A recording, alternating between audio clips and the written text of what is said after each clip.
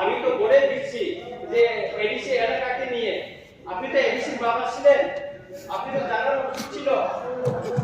ওই আরেকটা পিপ্রনের দাবিটা করে বসে আছে এখানে করে পিপ্রনের দাবিটা। রঞ্জিত বাবু, আপনারা তো একবার বলছেন বাংলাদেশ কোথায় থেকে সীমানা করবে, একবার বলছেন আপনারা আগরতলা, কোনটা আপনারা আগে ঠিক করুন।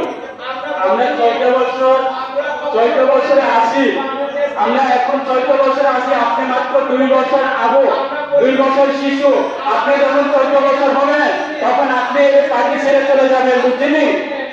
আপনারা সীমানা আগে ঠিক করুন, আপনারা আগে নিজের মধ্যে ঠিক করুন। আমরা 14 বছর আসি, আপনি যখন 14 বছরে যাবেন আপনাকে খুঁজে পাওয়া যাবে না, বুঝছেন? আমরা ভারতের প্রধানমন্ত্রী নরেন্দ্র ভাই মোদীকে বিশ্বাস করি। নরেন্দ্র ভাই মোদী একমাত্র জনজাতি কল্যাণে সমস্যা সমাধান করতে পারবে। এই আপনারা সিপিএম নেতারা কোনো দিনের সমস্যা সমাধান করতে পারবেন না, এই 3 জন বিধায়করা কোনো দিনের সমস্যা সমাধান করতে পারবেন না। যতক্ষণ পর্যন্ত আপনি আমাদের সঙ্গে বেঞ্চে যতক্ষণ পর্যন্ত না আসবে ততক্ষণ পর্যন্ত আমাদের জনজাতির সমস্যা সমাধান হবে না, বুঝছেন? আপনার ম্যাপটা আগে ঠিক করুন, আপনার এরিয়াটা ঠিক করুন। আপনার 14 বছর হবে তখন আপনাকে খুঁজে পাওয়া যাবে না, বুঝছেন? আমরা আসি, বিজেপির সঙ্গে আসি, 2018-তে আমরা বিজেপির অ্যালায়েন্সে আছি। একমাত্র এই সিপিএমের কারণে আমরা আলাদা দাবি করছি, বুঝছেন? একমাত্র এই সিপিএমের কারণে। কিন্তু আপনারা আজকে এই সিপিএমের মদত দিয়ে বিজেপি আরেকটা দিকে ঢুকে যাবে না। ত্রিপুরা রাজ্যের মধ্যে আগামী দিনে আপনারা বিজয় হবেন, জনগণ আপনাকে বিচার করবেন, জনগণ আপনার সঙ্গে আপনাকে বিশ্বাস করবেন। যতক্ষণ পর্যন্ত আপনারা বুঝছেন, আপনারা সঙ্গে থাকবে না জনগণ, আপনারা সঙ্গে থাকবে না জনগণ। আপনি যখন 14 বছর হবেন আপনাকে খুঁজে পাওয়া যাবে না। আমরা 14 বছর আছি, এনসি দেববর্মার নেতৃত্বে, আমাদের রাজ্যের মাননীয় মুখ্যমন্ত্রী প্রফেসর ডক্টর মানিক চাঁদ মহোদয়ের নেতৃত্বে আমরা কোনোদিন এই সিপিএমের ভোট রাজনীতির কারণে আজকে আমাদের রাজ্যে দাবি উঠেছি। সিপিএমের ভোট রাজনীতির কারণে আজকে কিভাবে সিপিএম বলছে যে এনসি গঠন করার সময় ওনারা নাকি এনসি গঠন করেছে, আমরা কোনোদিন স্বীকার করবো না। আমাদের হাইকোর্টে আমাদের রাজ্যে এখনো আমাদের চেয়ারম্যান আছে হরিনাথ দেববর্মা। হরিনাথ দেববর্মা যখন শিক্ষিতের জন্য দাবি করেছেন, আপনি এই সিপিএমকে সমর্থন করেছেন, তখন আপনি শিক্ষিতের জন্য বিরোধিতা করেছেন।